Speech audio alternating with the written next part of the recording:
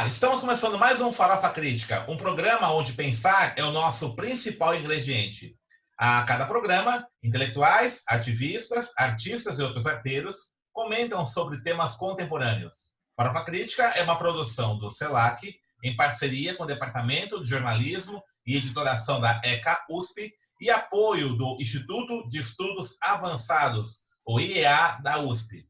Acesse o nosso canal youtube.com/Farofa Crítica, inscreva-se e clique no sininho para receber notificações de novos programas. E não esqueça de dar os likes também nos nossos vídeos. Também acesse os nossos podcasts na plataforma Spotify. Farofa Crítica também agora está também nesse formato. E também acesse nossa página no Facebook, facebook.com/canal Farofa Crítica. Ali você pode, inclusive, sugerir temas, convidados, etc. E nós estamos com uma enquete agora lá no Facebook. Vai lá e vote. Uma enquete. Nós vamos criar um programa ao vivo, um programa de debates ao vivo. E queremos, então, que você vá lá e vote qual que é o dia e horário que você acha mais interessante para um programa desse formato. Participe, avise os amigos, familiares, para nós aumentarmos a nossa rede.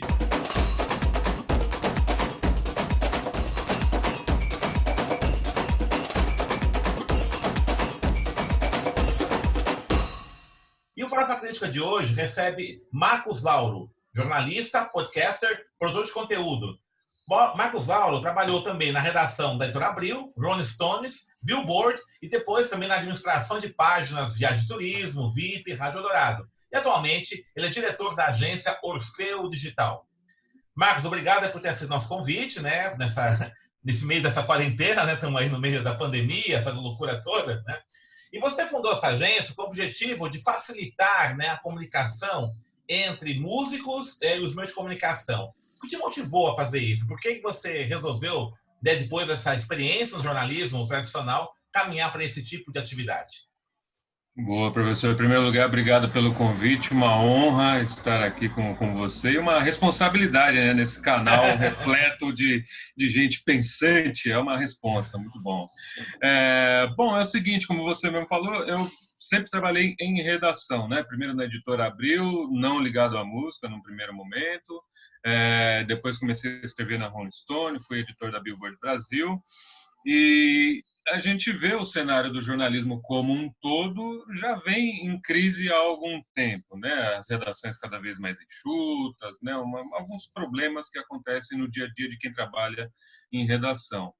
E aí eu senti essa necessidade, fiz primeiro uma pesquisa entre músicos, entre empresários de artistas, sobre qual era de fato essa demanda, Se existia uma demanda por redes sociais, geração de conteúdo online, e sim, existia como existe até hoje, Tem muito artista que ou não sabe mexer, ou não sabe se organizar, e precisa de alguém olhando para as redes sociais, porque são cada vez mais importantes. Então, há cerca de 2 anos, eu resolvi e consegui virar essa chave, saí totalmente de redação e fundei a Orfeu Digital. O lema que eu gosto de usar ali é o artista como seu principal veículo de notícias. Ou seja, a gente não pode, obviamente, desprezar a imprensa, o jornalismo cultural ainda existe, ainda funciona, tem que ser utilizado, os caminhos têm que estar abertos. Mas na falta disso, principalmente para artistas independentes, iniciantes, ter uma boa rede social, bem organizada, com a sua história bem contada, facilita muitas coisas, Tanto para o fã, para a pessoa que quer conhecer, ou até para o jornalista mesmo, quando de repente essa banda, esse artista for pauta, o jornalista vai pesquisar na rede e vai ter todas as informações ali à mão. Então eu meio que juntei essas coisas, A vivência na redação, essa coisa de identificar legal o que é uma pauta, o que é um assunto legal, e joguei isso para as redes sociais vinculadas especialmente a músicos e artistas e tudo mais, Essa mudança é bastante forte aí na indústria fonográfica, com as plataformas de streaming, por exemplo. Qual o impacto que você percebe aí nessa questão do músico, desse artista da música, como é que tem que ser? Ele tem que repensar do ponto de vista da sua estratégia de comunicação? Sim, totalmente, porque hoje tudo virou um link, né? Tudo é um link. Veja aqui, ouça aqui, clique aqui, tudo é um link. Então a gente precisa estar atentos, né, a como chegar no seu público. É claro que eu brinco muito com alguns artistas sobre isso, essa coisa do público-alvo, né? Meio que não existe mais um público-alvo, né? Você quer alcançar todo mundo, né? Você quer alcançar o maior número de pessoas possível. Mas dá para identificar, as próprias redes sociais informam isso para a gente, que tipo de público mais está ouvindo aquele artista, qual a idade, localização. Então dá para brincar muito bem, é muito legal, muito interessante brincar com essas informações para de fato atingir, né? Eu privilegio sempre as interações mais orgânicas. Eu impulsiono pouco o post nesse sentido, porque eu acho que o orgânico, é claro, é mais difícil. As redes sociais controlam muito como os posts chegam para as pessoas, mas esse orgânico ele é mais real, né? Quando você tem, obviamente, um lançamento, aí sim você impulsiona um post para que ele alcance as pessoas com maior velocidade e tenha uma maior garantia. Mas eu acho que, por exemplo, esses links, eles além de serem, obviamente, uma forma de remuneração, quando uma pessoa dá um play numa música no Spotify, por exemplo, é claro que é um valor mínimo, é um valor até irrisório muitas vezes, mas é um ganho ali, né? A gente até brinca, olha, você, artista independente pequeno que está começando, você ganha a mesma coisa que o Paul McCartney. O ganho é o mesmo. A diferença é que ele tem 10 milhões de ouvintes e você tem alguns poucos, mas você ganha a mesma coisa. Então é interessante observar essa cena, esse jogo e fazer com que esses links cheguem para as pessoas com uma qualidade legal, com uma história bem contada e tudo mais, né? Ou seja, por conta dessa mudança aí, nesse ecossistema informativo, vamos chamar assim, né? Há uma transferência do impacto em termos de influência do antigo crítico musical para os digital influencers? Nossa, eu amo essa discussão, a gente pode passar 2 horas aqui nela, mas é muito interessante isso, né? Sei lá, vamos partir de um ponto de vista bem pessoal. Eu nasci em 1980, então eu fui educado muito pelo rádio, né? Rádio AM principalmente, TV, e nos anos 90 a crítica musical. Aí a gente tem revista Bis, revista General, todas essas revistas, Rock Press, todas essas revistas, né, Rock Brigade, que faziam a cena ali. Você ia numa banca, você tinha essas revistas ali acontecendo. Até os anos 90, né, ou seja, pré-internet, esses caras eram fundamentais. Esses textos, esses radialistas, esses jornalistas eram fundamentais porque eles não só filtravam o que estava acontecendo, eles entregavam, né? Você não tinha acesso a milhões de coisas, você tinha acesso a poucas coisas e eles te falavam, olha, isso é legal, isso não é legal. No final dos anos 90, metade dos 90 para os 2000 e até hoje, isso caiu muito, porque hoje qualquer um pode ser um crítico musical, né? Eu dou um exemplo muito claro. Eu editava a Billboard Brasil até algum tempo e estourou essa cena do K-pop, música pop coreana. E eu falei, pô, a gente precisa escrever sobre isso, mas eu não entendo absolutamente nada disso. E não é uma cultura, entre aspas, fácil, né, de você entrar, de você chegar e entender. Então eu fui buscar na internet gente que já falava sobre K-pop, que não era necessariamente jornalista, para chamar, olha, você não quer fazer uma parceria com a gente, você não quer escrever? Então, hoje, o crítico musical é qualquer pessoa que esteja, né, conectada com uma cena ou com um artista que possa escrever, né, tenha a habilidade de escrever, de falar e de informar sobre aquilo. Então, essa figura né, das pessoas que ficavam no Olimpo ali, sempre num nível acima, dizendo o que era bom ou não, isso caiu totalmente, não existe mais. Agora a gente passa por outro desafio. Se antes não tinha, né, a gente não recebia informação musical e dependia desses caras, hoje a gente recebe muita informação musical. Hoje tem muita coisa acontecendo. Então a crítica, ela volta a ter a importância de antes, mas ela volta como sim um filtro, porque tem tanta coisa acontecendo, tanto link novo para você clicar, que é legal ter uma pessoa dizendo, olha, isso aqui é bacana porque remete remete a tal artista. Isso aqui não é tão bacana, porque, enfim, é música, né, para entretenimento, pop, etc. Então, o crítico musical, e aí eu não falo de jornalista, como eu disse, pode ser qualquer pessoa conectada a uma cena que tem a habilidade de falar e escrever, volta meio que como um filtro. Então, a gente tem hoje na internet o que a gente chama dos influenciadores. Esses caras ouvem trocentas músicas por dia e nos dizem o que é legal, sempre, claro, a partir de um filtro pessoal. Então a gente tem uma onda aí, né? A crítica musical importante, ela cai e ela meio que volta com um outro perfil. Eu pelo menos vejo por esse lado e eu acho muito interessante essa trajetória, né? E essa questão ainda um pouco nessa linha, dessa transferência do controle distributivo das grandes majors, né, para plataformas de streaming como Spotify, como é que você enxerga isso? Eu vejo muitos artistas, principalmente os independentes, criticando muito a forma como o negócio é feito hoje. Muitos deles defendem que o Spotify e Deezer e etc., eles só reproduzem o que as gravadoras faziam antigamente, né? Ou seja, ganhavam absurdamente em cima daquilo que está sendo publicado e repassavam um pouco. Por um lado, é verdade, sim, a gente tem acesso aos números, né, os números de plays.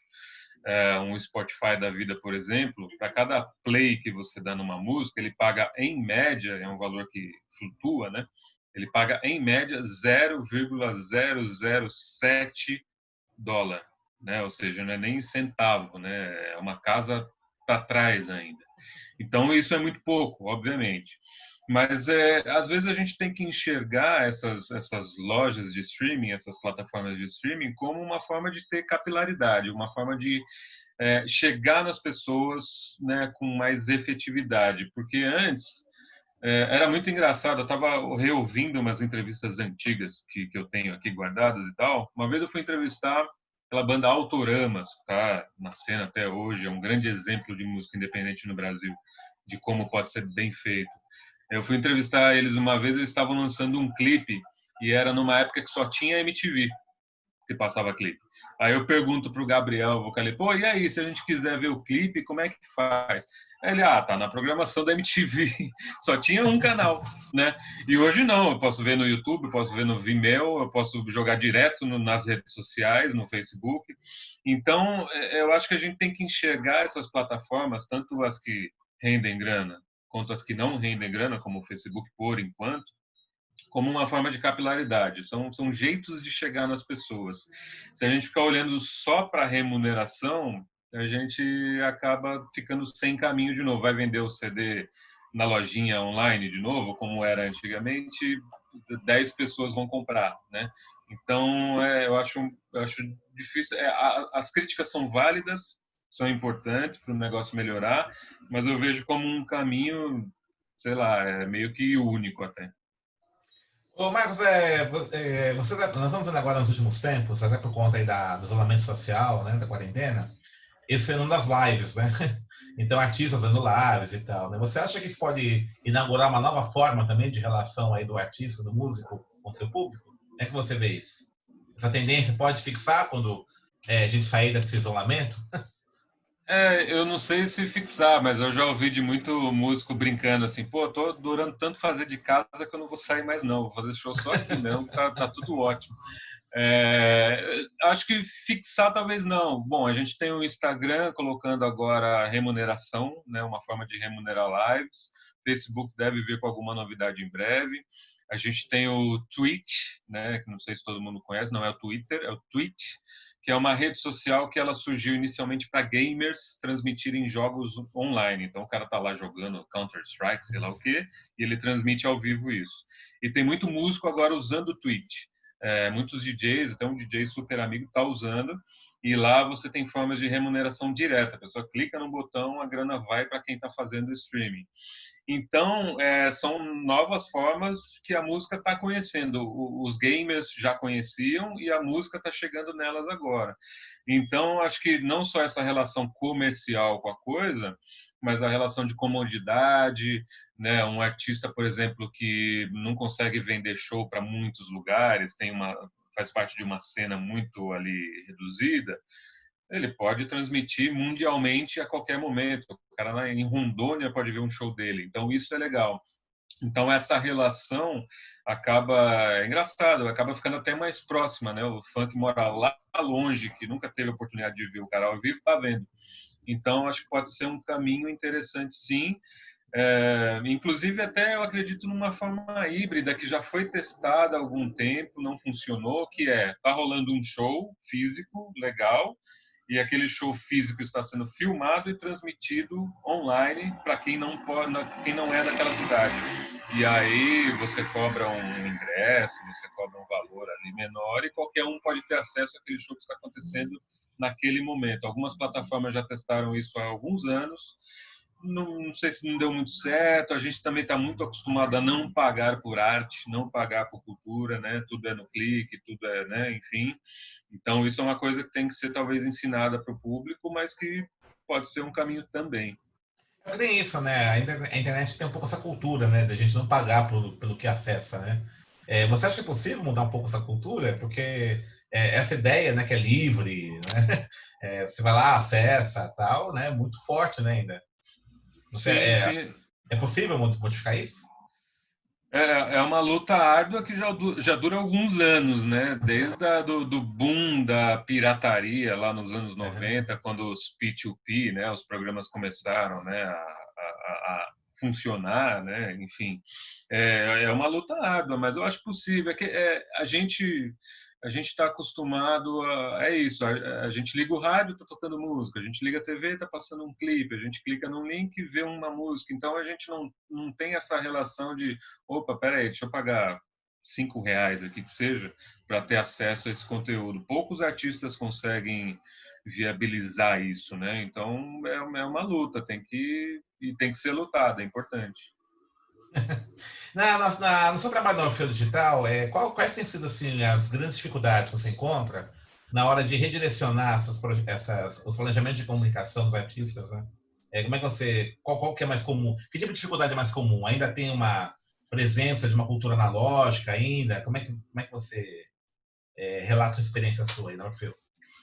É muito interessante porque assim, cada artista é um universo, né? É um universo diferente que quando a gente trabalha com eles, a gente tem que entender esse universo, dar uma olhada no público, como ele se comporta. Eu já trabalhei, por exemplo, e sou parceiro até hoje, de artistas do samba.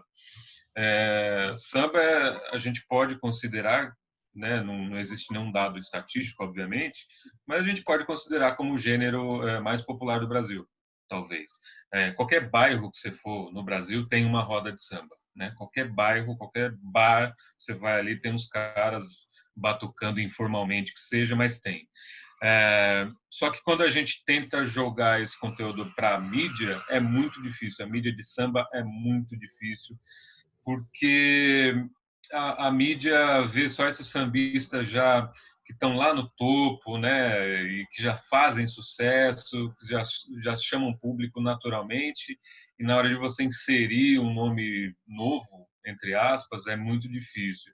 Então você tem essa dificuldade, por exemplo. Ao mesmo tempo, o público de samba ainda é apegado ao físico. Todas as demandas de lançamento pedem, sabe, tem que prensar CD, DVD, porque funciona para os artistas desses gêneros populares. Aí, se você vai, obviamente, para o funk, que é um gênero já voltado para molecada, público jovem, é tudo digital. Não existe nada, né, próximo do físico. Então, cada São artista, gerações cada aí, né? gênero. Então, cada É. artista, cada gênero musical é um universo Uhum. diferente, né? Então, eu faço na Orfeu um trabalho que eu chamo de RP digital, né? Relações Públicas Digital, que é o quê? É como se fosse uma assessoria de imprensa, ou seja, você pega aquele release, aquele trabalho e apresenta para um jornalista de redação para saber se ele tem interesse e escrever sobre aquilo. Só que aí, em vez de buscar os veículos, eu pego perfis de Instagram e páginas de Facebook que falam sobre aquele assunto. Então, por exemplo, eu trabalhei com uma banda há pouco tempo que fez um clipe todo inspirado em Paulo Freire, um trabalho bem legal, inclusive. E aí, em vez de divulgar para perfis musicais, eu fui divulgar para perfis de educação, porque às vezes você saindo da música, né, você sai desse nicho, vamos dizer assim, e você consegue uma maior aderência. Então, o desafio é como divulgar uma banda, como divulgar uma música num lugar que não fala de música sem parecer forçado também, sem parecer uma propaganda. Então, esses são os desafios diários, né? Cada dia traz um novo desafio. Perfeito. Nós estamos vivendo aí um momento muito complicado, né, para essa área da cultura, né, com a quarentena, quase uma paralisia, né, de todo esse circuito aí de produção cultural. E aí nós tivemos recentemente a aprovação da Lei Aldir Blanc, né, no Congresso, né, está em votação no Senado, me parece. Como é que você vê? Você acha uma iniciativa importante? Porque, de fato, né, esse mundo artístico está sofrendo bastante com essa situação social do país, né? Como é que você enxerga, então, essa iniciativa aí da Lei Aldir Blanc, recentemente aprovada? Não, é importante porque tem uma frase que está todo mundo dizendo e é a realidade, né? O entretenimento como um todo, não só a música, né? O entretenimento foi o primeiro a parar e vai ser o último a voltar. Não tem como, né? A gente tem um exemplo na China de mais ou menos aí uns 15, 20 dias atrás, de cinemas que reabriram, né? Porque lá, enfim, a situação já tem um certo controle, mas que não tinha público, que as pessoas não tinham confiança, né, de ir para o lugar. Então, olha só que desafio, né? Mesmo quando a coisa estiver normal, seja o que isso possa significar, normal, as pessoas ainda terão um certo receio de ir a lugares. Então, isso vai ser um desafio muito grande. A lei, ela vem justamente para abraçar essa força de trabalho muito grande, gigantesca, né? Mais uma vez, a gente está acostumado a ver a cultura, a ver a arte sempre de graça, ou enfim, a gente não vê que tem uma força de trabalho por trás enorme.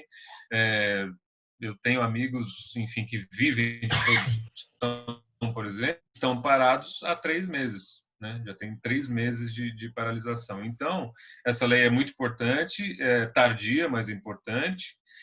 Tem correções que devem ser feitas como toda a lei também. Eu estava dando uma olhadinha mais a fundo nela. Ela, por exemplo, o trabalhador cultural que vai estar apto a receber, né, essa indenização, vamos dizer assim, ele não pode ter faturado mais de R$ 28.000 em 2018. Essa é uma regra, né? Mas veja só, quem faturou, sei lá, vamos supor, R$ 50.000 em 2018, pode ter faturado R$ 15.000 em 2019 e zero em 2020. Então, essa pessoa também está precisando. Só que, por conta de uma regra, Sazonal, né? essa lei... Exato, porque os trabalhos variam, não é, né, não é CLT, não tem Sim. garantias. Então, você está trabalhando você está trabalhando com um artista que está em turnê, legal, vamos fazer a turnê. Aí essa turnê acaba e você não consegue uma recolocação, você para tudo. Então, enfim, é esse mundo informal que a gente vive que é muito complicado realmente, e eu entendo perfeitamente que é difícil construir uma lei perfeita nesse sentido. Mas a lei é muito importante, a gente espera, e ela mostra também que é um setor que, de alguma forma, está organizado, apesar de ter demorado um pouco para ter acontecido e tudo mais, está organizado, está se articulando, e eu espero que todos os setores da sociedade façam o mesmo. Eu vi em muitas postagens de rede social, mas vocês artistas, e as manicures? Que as manicures, os cabeleireiros e os salões se organizem e tentem também, vão para cima, não é uma exclusividade dos artistas e do entretenimento. Né? Isso é muito importante, né, que você está colocando agora, porque tem uma visão incorreta que esse mundo artístico, o mundo cultural, só celebridades, né? Então, quando você fala qualquer tipo de política pública para a cultura, para a arte, logo vem essa reação, vocês artistas, né? Então tá pensando só naquele cara que é popstar. Só que esse universo cultural engloba, né, uma série de pessoas que trabalham, né, artistas populares, pessoal do suporte a isso. Então não é só aquele cara que é celebridade, né? Acho que essa é uma visão muito incorreta, né? Muito distorcida do que é, né? E infelizmente você observa agora nos últimos tempos com esses ataques à cultura, né, sistemáticos, né, parte do Estado, né, esse tipo de visão tem se fortalecido, né? Como é que você enxerga isso? Total, essa é uma política, né, que foi implementada há algum tempo dessa coisa de questionar, porque assim, e muito a imprensa, a grande mídia também, infelizmente, colabora muito para isso, né, porque a gente vê todos esses escândalos de Lei Rouanet que apareceram aí durante tantos anos, E aí depois você vai ver no final do processo, fica provado que aquela produtora não agiu de forma irregular, que estava tudo certo, foi algum ruído, alguma coisa ali no meio do processo. E aí a grande mídia não dá isso, né? Ela só deu antes que produtora tal terá de devolver não sei quantos mil reais para os cofres públicos e não dá o desfecho da história, né? Isso complicou muito a coisa. Mas como estratégia de comunicação, infelizmente, é genial, né? Você falar que no entretenimento só tem artista que vive de lei, que vive de não sei o quê, as pessoas pegam isso, porque aí ela vai no posto de saúde e não tem médico, né? E aí vira esse discurso maluco que não faz sentido nenhum. A verba da saúde é uma, a verba da cultura é outra, mas as pessoas misturam tudo, né? A falta do médico não tem nada a ver com o produto cultural que foi aprovado, com X mil reais, né? São orçamentos completamente diferentes, mas para as pessoas, né, para o povão faz sentido em algum momento e esse discurso é comprado, né, infelizmente. Então, é uma outra luta também que eu acho que vem sendo bem lutada, assim, das pessoas se mostrarem. Teve um dia que rolou um protesto online nesse sentido, né, de todos os produtores, holds, músicos, etc., todo mundo postar, né, eu sou trabalhador da cultura, né, eu vivo disso, me respeitem. E aí foi um movimento interessante.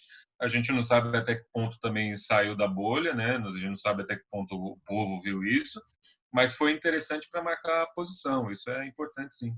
Legal, Marcos. Estamos encerrando aqui o nosso programa, né? Para quem quiser conhecer o Orfeu, qual é o site do Orfeu digital? Você quer fazer o merchan aí do bem do Orfeu? Sim, total. Bom, o Orfeu Digital está no ar aí, como eu disse, há cerca de 2 anos, orfeodigital.com.br, está no Instagram também, @Orfeu Digital, no Facebook também Orfeu Digital, e é isso, toda quinta-feira a gente tem feito alguns bate-papos no Instagram da Orfeu Digital também, toda quinta-feira às 2 da tarde, com músicos e gente que trabalha com comunicação também, para trocar ideias, para meio que passar pelo menos uma horinha nessa quarentena infinita e levar, sei lá, informação, sei lá, rir um pouco, às vezes também, porque é bom, né? Enfim, a Orfeu tá nesses canais aí à disposição e eu só agradeço mais uma vez o convite, uma honra participar desse espaço aqui, muito legal.